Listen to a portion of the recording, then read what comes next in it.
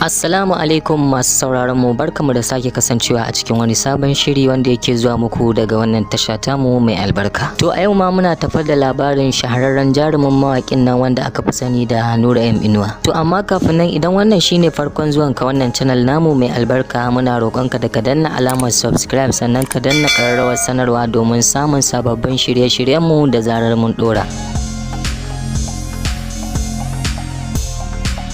Nura M Inuwa dai zai fitar da sababbin album din nasa na shekarar 2021. Kamar yadda ya alkawari ga masoyan nasa, in wannan shekara ta zo zai saki wannan album nasa guda biyu. A shekarar 2020 dai Nura M Inuwa bai fitar da album ko ɗaya ba, inda kusan hakan ce ta sa har yanzu masoyan nasa suke marari tare da dakon wannan shekara ta zo domin jin sababbin album din nasa. Sai dai a gefe guda kuma wasu mutane da yawa suna ganin ya kamata a ce Nura M Inuwa ya huta, ya bar wa ƙananun mawaka masu tasowa a ra'ayin nasu, saboda hakan shine zai bawa kananun mawaka masu tasowa su ma su fito su nuna wa duniya irin basirar da Allah ya basu. Inda wasu kuma da yawa sabanin hakan suke gani na cewa dakatawar Nura M Inuwa a wakar ba shine zai sa kananun mawaka su daga ba, saboda masu karin magana suna cewa zakaran da Allah ya nufa da cara ko ana muzuru ana shaho to sai yayi. Dan haka kuwa a rabu da mai zamani yayi zamanin sa. Hakika duk wanda lokacin sa yayi ga mawakan masu tasowa to tauraruwarsa kuwa za ta haska kuma duniya za ta san shi. Wayannan album dai da Nura M Inuwa zai fitar da alama za su ja hankalin jama'a sosai.